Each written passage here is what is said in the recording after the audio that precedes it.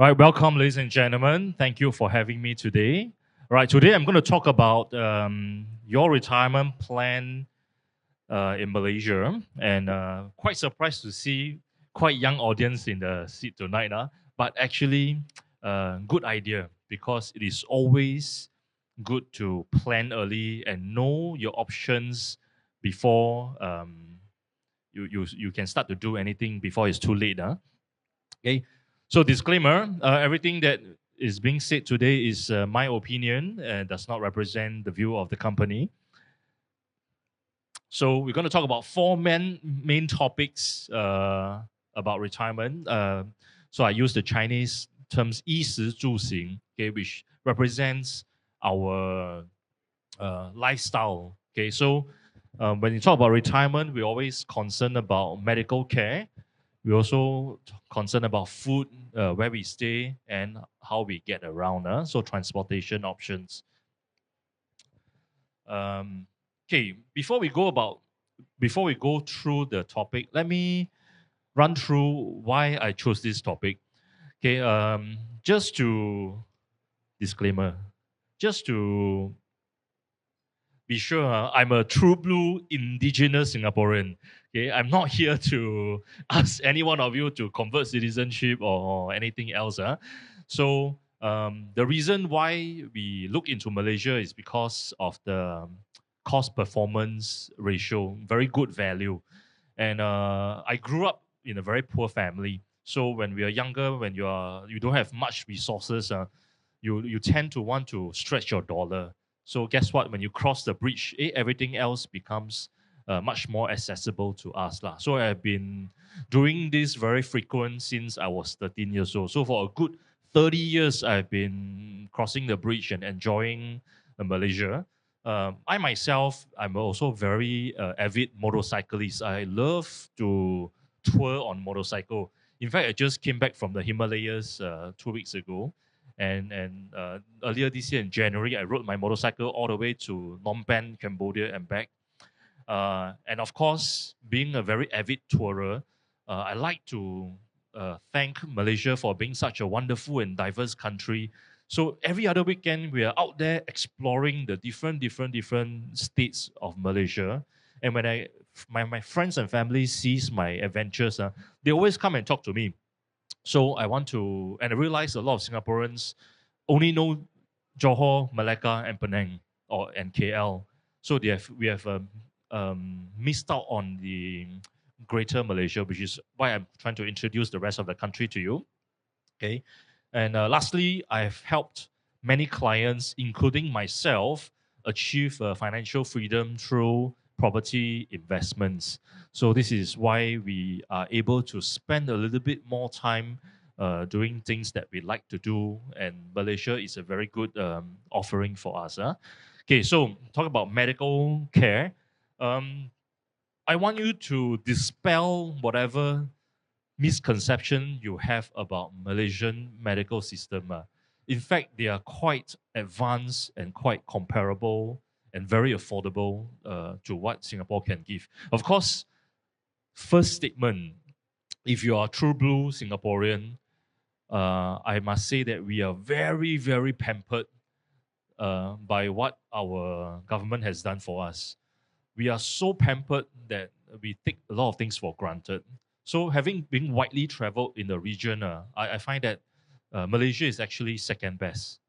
Malaysia is actually second best. So, for us and for a lot of foreigners, they actually travel to Johor private hospitals for their advanced treatment.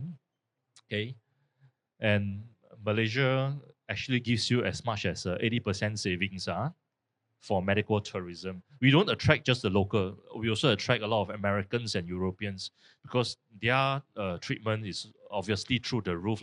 Any knee replacement is easily six figures in their own currency. Yeah? Okay. All right, so I'd like to show you a video about the retirement village that just completed in Seremban. This is one of the hottest topic right now. Can I have my team to play the video, please?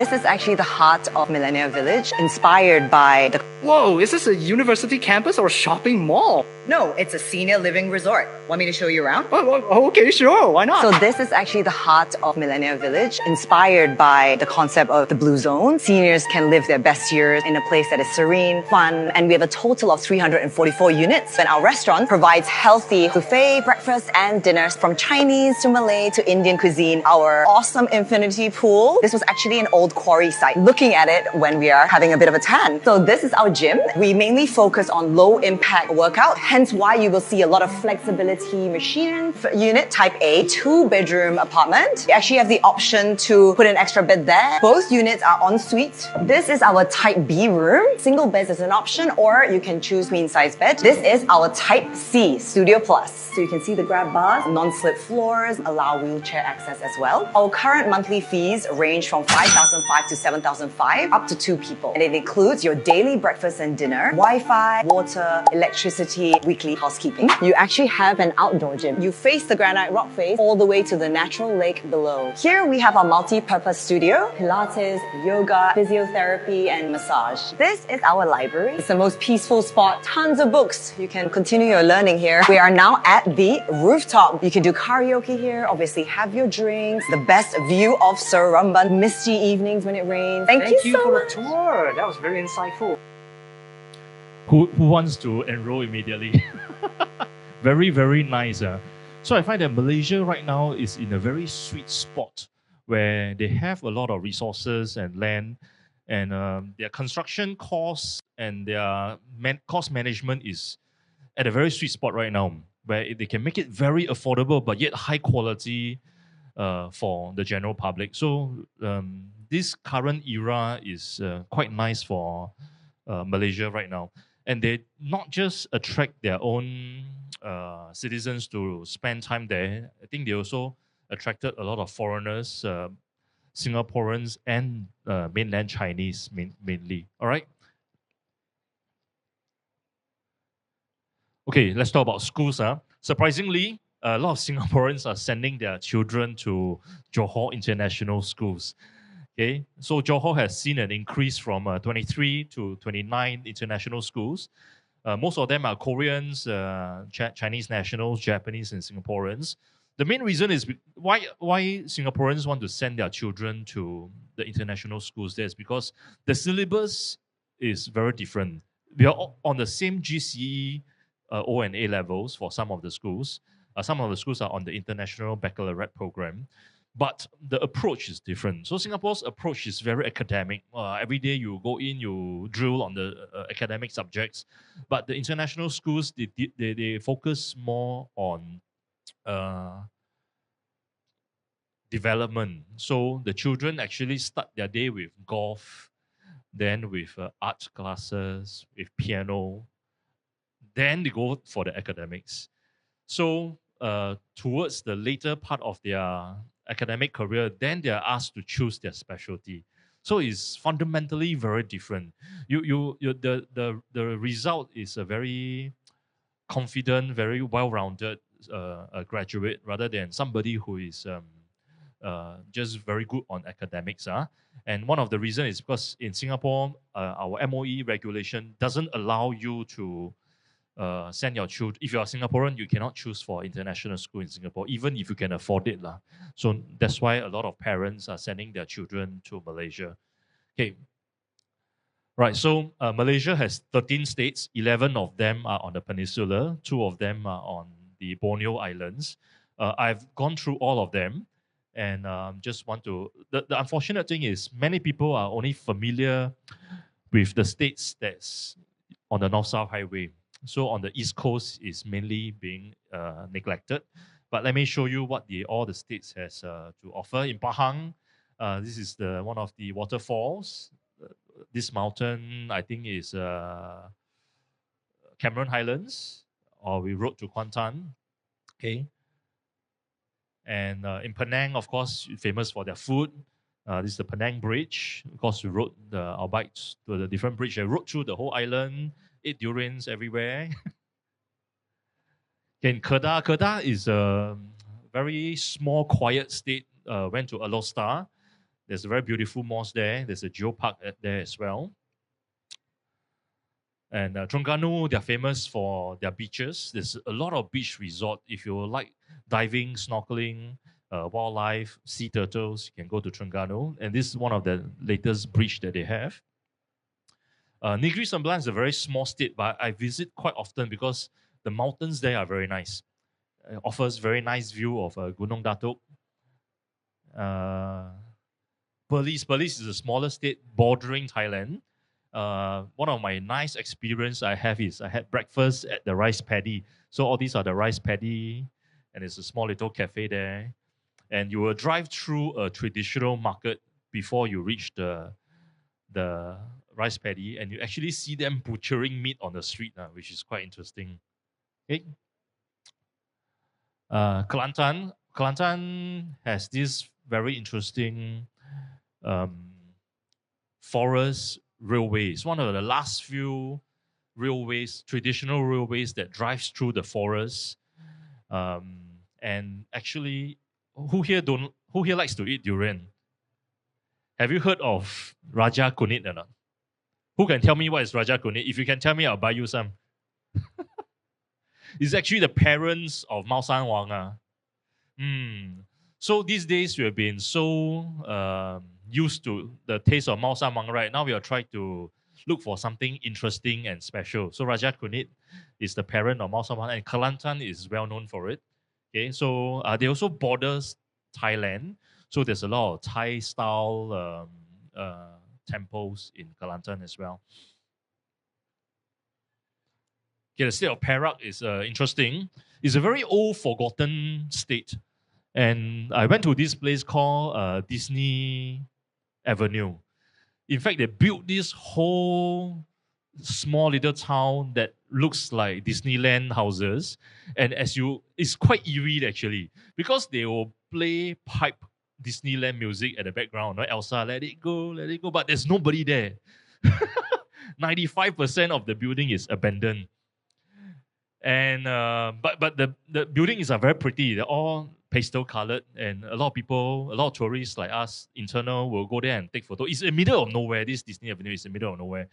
And the interesting thing is, it's abandoned, but there's a lot of houseflies. The moment you stop your vehicle or you just stand down there, you'll be like hundreds of houseflies will surround you. So it is an experience. It's quite nice. And also, Perak has this cross state called Titi Wangsa. There's a lot of corners. It's very nice. Okay, so a lot of history there. Old mining towns. Just now the Seremban is near Titi Wangsa. It's in this area. Okay, so Selangor, you have your KL, you have your Kluang, you have your international circuit, Fraser's Hill. Yeah, this is in Sekinchan, also another paddy field. Okay, very beautiful sunrise and misty mornings. Very quiet, fresh air, slow pace of life. And of course, Malacca, we are all very familiar. In case you don't know, they have built this immersive theater. They just reopened it recently. They built it during COVID, but closed it down. And right now they are running this show called Encore Malacca. It's a very interesting show. The choreography is actually done by a very famous director for movies that has done a lot of big scale movies. So please take a chance to explore Malacca. This Impressions series, immersive theater, brand new building. Most of us don't know about this. And of course, Johor. So Johor, you have your Legoland, Desaru, Pengerang, your old towns, your national parks, a lot of fishing, a lot of seafood. We have some mountains also. Mount Ophir is also here. And of course, we have our own Johor durians, which is also quite nice. Okay, so in case you don't know, Malaysia is a shopping heaven. We have actually 7 major outlet shoppings in Malaysia. And the discounts are actually quite real and quite amazing. Sometimes we get to buy something that's 70 to 80% off. All the top brands are represented there. You have your Prada, Gucci, Superdry, what have you not. So the nearest to us is actually Johor Premium Outlets, followed by Freeport, Famosa, near to Malacca. And you got the Mitsui. Mitsui is a Japanese outlet shopping. So most of the brands are Japanese related. So a lot of them are off your radar. So I'm just here to tell you that these are some of the options you can go and shop. The Langkawi Premium Outlets is the latest one. Of course, you need to go into the island to enjoy it. And the Silverport outlet in Expo is also the new one. I think just launched earlier this year. Okay. So in order to spend a lot of time in the country, right now we have visa-free travel. We can stay there for consecutive 30 days without having to apply for a visa. But if you want to stay in Malaysia longer, these are some of the options that you can consider when you want to stay there for long term. So for us, it's considered visa-free. Okay, so visa-free. For some of the nationalities that for example, India, you may need to apply for the multi-entry e-visa. Okay, so the first two, it's quite hard to apply, but the last two are quite interesting, which I'm going to talk about a little bit more. Okay, so there's this program called Malaysia, My Second Home, in short, MM2H category. MM2H is not something new. It has been around for almost close to 20 years. The take-up rate is not very high because of the stringent requirements. And the requirements keep changing from time to time. So this is the latest requirements just announced in June, July. Then they were going to implement later on this year. Okay, so what is interesting is, and new is the special zone. Okay, so for special zone, they're going to give us a 10 years renewable visa. And they just announced the special zone 2 weeks ago and confirmed to be at Forest City, Johor. So this MM2H, we have to look at this in the point of the whole country. It's not just for Singapore and Malaysia, so for the whole country. Okay, so what is something new is also the compulsory property purchase. Okay, you need to put in a fixed deposit, which is currently giving you about 2.6% interest returns. And the good thing is once you put in, right, you can immediately withdraw to buy the property. So it's not so bad actually. Okay. Okay, so this part is also quite interesting. This is new. In the past, you can just hold on to the visa without any commitment. But right now, you need to stay consecutively 90 days per applicant. But the good thing is, for one application, right, you can actually bring 3 generations along with you. So that means today, right now, I'm considering myself, I'm 45 years old. My parents and my children, adult children, teenagers and adult children, I just need to make one application. Let's say I go for the gold package, 500,000, 15 years renewable. Both my parents and both my children, they all receive the same, and my spouse also, receive the same visa entitlements. So I got some friends who come to me, hey, 500,000 US, wow, very expensive, just to put in the country. But 500,000 you divide over 8 people, it's actually very cheap, So one application fee, your whole family up and down all can come in and enjoy, So you need to look at all this with a holistic point of view, okay? And the good thing is, you're not putting in the money there for them to use. It's still your own money.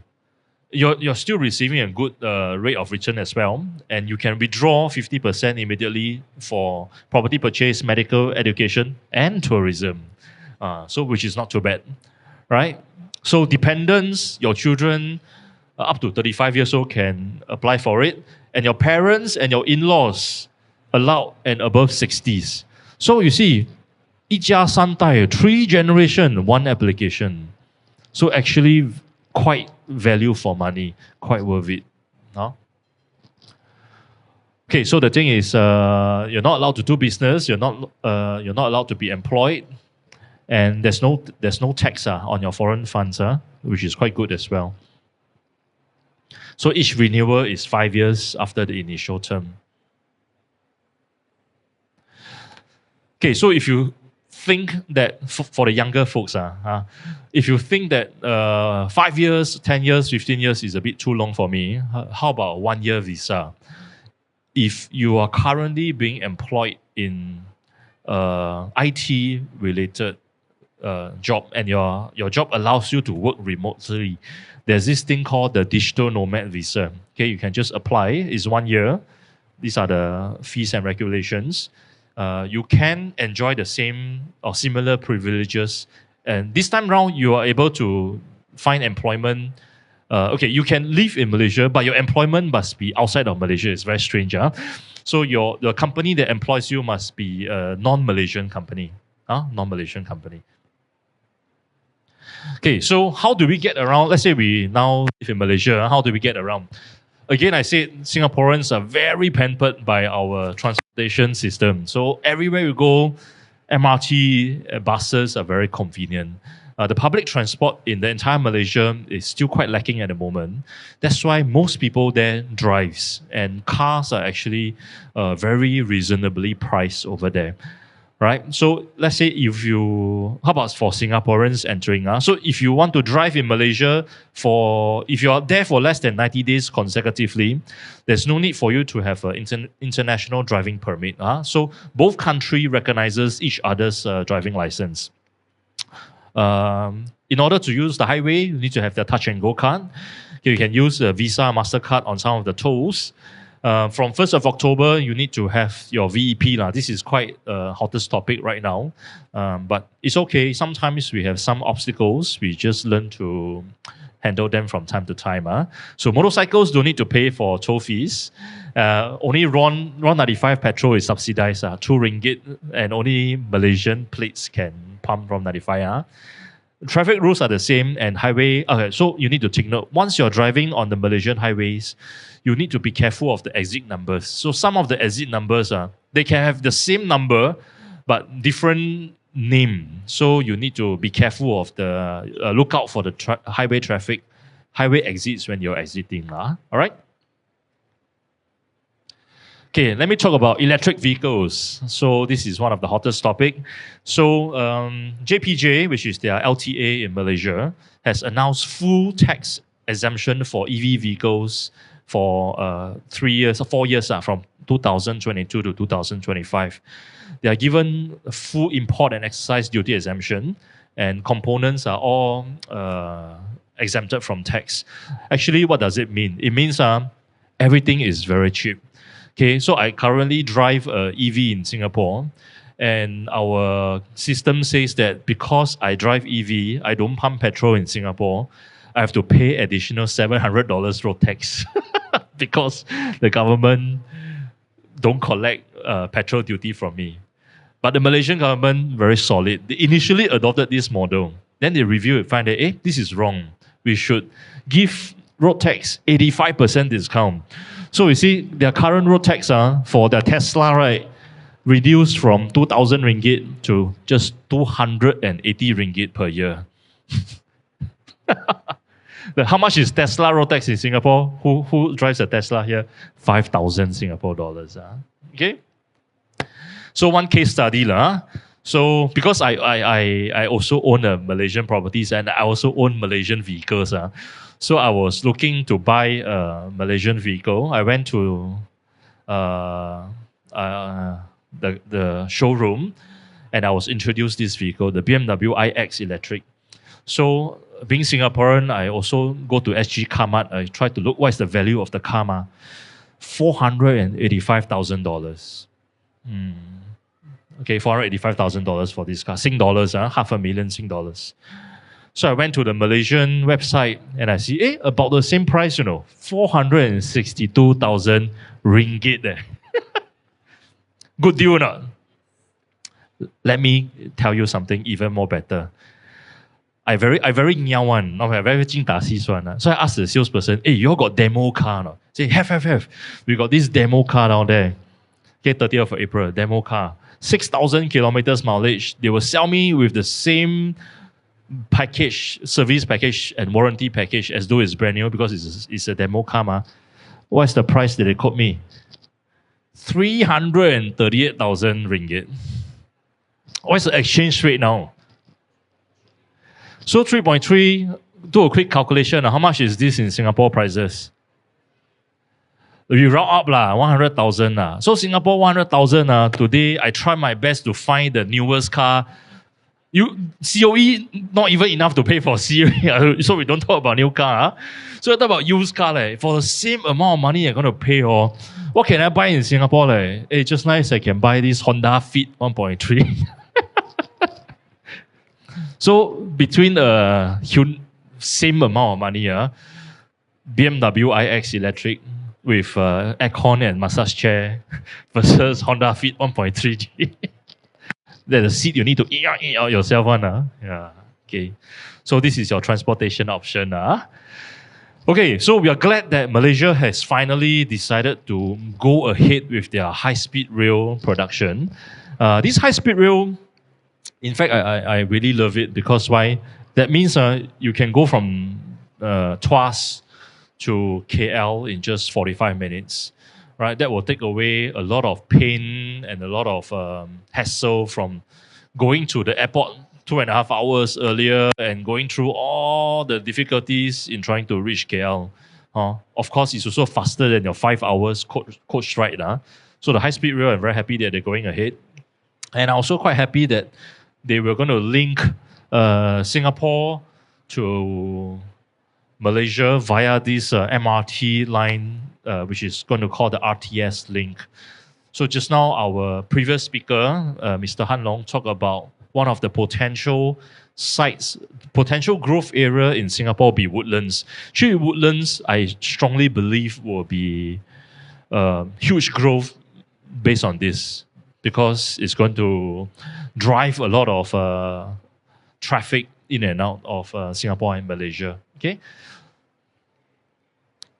Okay, finally, now we come and talk about what is interesting to all of us. So, right now, I love this country. Thank you for introducing Malaysia to me. I want to stay there. So, what are some of my options? So, there's too many to choose from. I'm just going to introduce some major developers to you. All right. So, who are the major developers? Firstly, if you're going to look into Johor, so Johor, there's this project since about 10 years ago. It's called the Iskandar project. There's different zones and different zones for development. One point to take note is Nusa Jaya. So Nusa Jaya, which they subsequently changed the name. Now it's called Puteri Iskandar. It's going to be the new administrative zone in Malaysia. Okay, and these are all the different investment and developments and growths. So first, I want to introduce this developer called RNF. So RNF, their flagship project is called Princess Cove. You will definitely see it because if you go through the causeway, it is the very futuristic opera house looking building over there.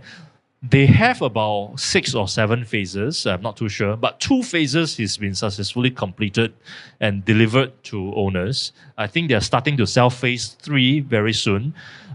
Today, I think later on, once you're done with the talk, you can head down to level 2, to EU Holidays. Orange Tea International have a booth there, and there'll be some of the Malaysian properties on display. You can talk to our OTI staff over there. Okay, so this is one of the developers. So first phase, there's 3,500 units in 15 blocks. And what is interesting is a lot of people use this as Airbnb.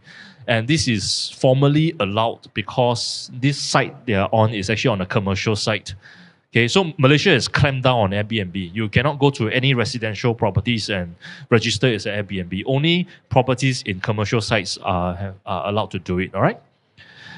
Okay, again, I would like to introduce Danga Bay. Danga Bay is by Country Garden. It's a huge mega project. Okay, this is about 57 acres. So 57 acres is about 30 soccer pitches. He has his own private beach, private yacht terminal. And right now he has about 8,500 units is very mega. So the largest project in Singapore is, in terms of number, is Treasures at Tampines, 2,000 units. This is 4 times the size of that. Can you imagine? Yeah. So this is very popular. This is getting more and more popular in Malaysia. This is what we call a township. The developers are building not just one small block or 3 small blocks, 5 small. They're building an entire ecosystem. And these are the foundational blocks. So this has been done about 10 years ago. Designed and built almost 10 years already. And I remember when they launched this, it was so crazy that they went to the private beach here. They got the different, you know how to buy a unit there or not? You have to drop your checks. Everybody have to drop your checks into different boxes to say that you're interested to buy. And the developer have to do this. Okay, congrats, lucky winner. It was so crazy back then. But many of the owners, mixed reviews. But, this is a completed project that you can look at. Okay. If you don't like high-end projects, you want more affordable options, KSL Holdings. KSL has been in the main player in Johor. Everybody knows the KSL Mall. They don't just build shopping malls, they also build a lot of affordable housing in Malaysia. Their units go as cheap as 200,000 for a studio unit, ringgit for a studio unit. And they have many cluster landed houses as well. Gamuda Land also built township. So you probably won't know their developer, but you definitely would have heard of this place called Horizon Hill. So Horizon Hill, the whole hill is bought by Gamuda Land, and they are slowly building and selling. So right now, there's still last 3 projects left. And it's a very established township already. Okay. Next player will be EcoWorld. EcoWorld must be the most sought after and popular developer right now. They just appeared out of nowhere in the last 10 years. Nobody had heard of EcoWorld 10 years ago. They suddenly appeared, and now why they are so popular is because they really do a very good job. If you go to right now, the most popular one is Eco Botanic, Eco World, Eco where else? Eco Sanctuary and all these kind of places. In Singapore, they also have a few developments. So yep, and all those developers are in the past, so they already developed and have ready stocks for sale. If you want to look for something in the future, there's this mega developer called Tropicana. So Tropicana has just unlocked their land bank in Johor. Okay, it's a very huge parcel of land. It's 1,000 acres of land in Danga Bay. So they have committed to bring in a few projects, watermark residences and some other projects up here. This is being spurred by the recent developments in Malaysia. Okay, so Singapore has stopped issuing data center licenses. So our immediate neighbor has picked on to this opportunity, and huge parcels of land has been sold to tech companies like Microsoft to build data centers. From there, they will spur on the professional, the living requirements in Johor as well. And another big developer to look out for is Leisure Farm. See, this is the whole land banking. So Leisure Farm is one of the high-end luxury properties. Now, if you're looking for something luxury, Leisure Farm could be the choice for you. I managed to finish on time. Okay, the organizer, I keep doing this, I'm very stressed. Okay, I hope you guys have benefited from my sharing. Of course, later on, me and my team will be behind the refreshment areas. Feel free to reach out to us if you have any questions on Malaysian options. And most importantly, our expertise to help you unlock your current potential in order for you to fulfill this retirement dream. Okay, thank you very much, ladies and gentlemen. Right. All right, ladies and gentlemen, there you have it. Once again, a round of applause, please, ladies and gentlemen, for the Senior Division Associate Director of Orange Tea and Time, Mr. Dan Ho, ladies and gentlemen. Wow, a very insightful seminar, yeah, about Malaysian properties. I think a lot of Singaporeans are very excited. You can see all the faces very excited. In fact, you have the biggest crowd right now for Malaysian properties. All right, ladies and gentlemen, the moment you guys have been waiting for, this is your chance to walk away with a pair of tickets to Macau. Okay? So what you're going to do is very simple. Take out your phones and scan the QR code. Okay, there's a mini survey that you need to fill up. Once you have filled it up, your scores will be tabulated into our main system, which is going to go live in a short while, and you will know whether you are the winner. Now, ladies and gentlemen, once your name is reflected on the screen, you have 1 minute to report on to the site, get yourself registered, and come on stage and collect your prize. Now, are you guys ready? Make some noise. This one confirms Singapore audience. All right, now while we're waiting for them to tabulate this, anybody needs help? If you need any help to, scan the QR code, not sure what to do, let us know. Do you want to Cheng Huai a little bit with them so they understand what's going on? Do you want to speak in Chinese? Or you can't, right? Okay, your Chinese worse than mine, huh? Okay, never mind. Okay, what's going to happen is I'm just going to ask you a few questions, yeah? Sure. Okay, maybe let us know, is there anything else you'd like to share about Malaysian properties that we still have okay, time? So this one, not recording. Okay, when you enter into Malaysian properties, you need to come in with the mindset that you might not make money. This is a consumption basis. We are buying this to consume and to use. So again, Singaporeans, when we are too pampered by the local market, because Singapore market, no matter what property you buy, as long as you are patient and wait it out, more or less the whole country will push you upwards. Outside of Singapore is very different. Not just Malaysia. If you buy anywhere, Cambodia, Australia, even Thailand, this may not be the case. So you should not enter with a speculative mindset. You should enter with a consumption mindset. All right? All right. Anybody, just a general reminder, anybody here needs any help in the QR code? Okay, ma'am, we will come to the Q&A session in just a bit. Maybe I'll pass the mic to you. What would you like to ask, ma'am? Sorry, I want to ask any limitation, like you want to buy a condo or the landed? Okay, maybe you have to speak a little bit louder, yeah. Okay, here we go. Singaporean.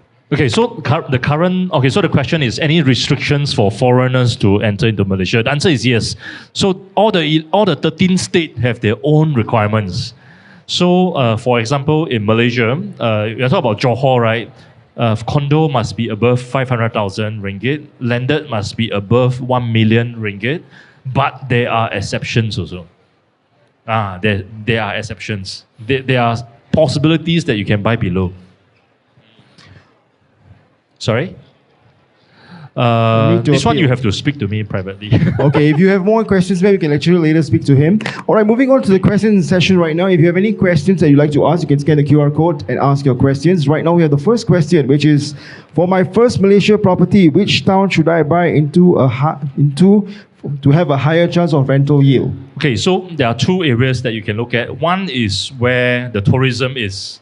So you can invest near the future RTS station, invest in all the town centers, we call it city center. The other area is where all the economic zone is, where all the expats will come in. For example, near to the upcoming data centers where they're going to hire a lot of foreign technical experts and they want a place to stay. Again, for rental yield, there are two approaches. One is the lazy approach. I don't want to do anything. I just rent you 3-5 years. You just pay me rent every month. The other approach is I want to do something. I have time to manage. Then you go on the Airbnb model where your rental yield is significantly higher. So some of my colleagues in fact, not just rental yield, they have a very positive cash flow. They purchase units in Princess Cove, they rent it out they manage it under the Airbnb company. Right now, they are taking about 16,000 ringgit cash per month as their take-up rate. And surprisingly, it's quite high, between 80 to 100% every month. All right, I hope that answers your question. Now, moving on to the next question. If I have already bought a property in Malaysia worth 400,000 plus, what pass can I apply for my family? Good question. This one have to ask the Malaysian government. Because their style of doing things is they like to announce, then they like to implement later. So the announcement and the implementation may take some time. Some time where they're going to figure out the bolts and nuts of all these things Yeah, first. that's why Malaysia is called Malaysia Boleh. Malaysia Boleh. Okay. All right, moving on to the next question. Is the resale market volume in Malaysia very active? Buy already, easy to sell? Answer is no. I already answered this earlier. You will not lose everything. You will not lose everything, but very few cases have capital appreciation. The capital appreciation is much longer. If you bought 10, 15 years ago, yes. But if you're looking like Singapore, 3 year, 5 year, no, I make 100, 200,000, you have to tune your mindset back. All right? And also, it depends on what you buy. Depends on what you buy. And depends on the seasonal trend also. Yeah. Okay, so that means it's easy to buy, but harder to sell, is it? Because the country is big. When the country is big, each time, like for example, Country Garden launched 8,000 units at one shot. Then you look at Forest City, they one time launched 135,000 units. So your competition naturally in the resale market is very high. And sometimes, sad to say, the developer gives bigger discount than the resale market. So for example, I bought a unit in July. I mean, completed in July. I bought it in May and completed in July. The developer gave me 34% discount. Wow. Yeah. So that means all this will have a impact to the resale market. But buy and use is okay. It's shiok. Very shiok. Okay, all right, moving on to the next question. Is a rental for the Airbnb a good opportunity if I'm going to buy a Malaysian property to invest in? Yes, most definitely. So Airbnb is nothing new. They all started with Legoland. So when Legoland started, you will find that the hotels near to Legoland are all very expensive, 1,000 ringgit a night. So a lot of people buy their apartments nearby and model it like a Lego theme room. And those people made their... In fact, some of my friends or some of my clients who have done that 10 years ago, their property already paid for by their Airbnb returns. Wow, it's a good strategy.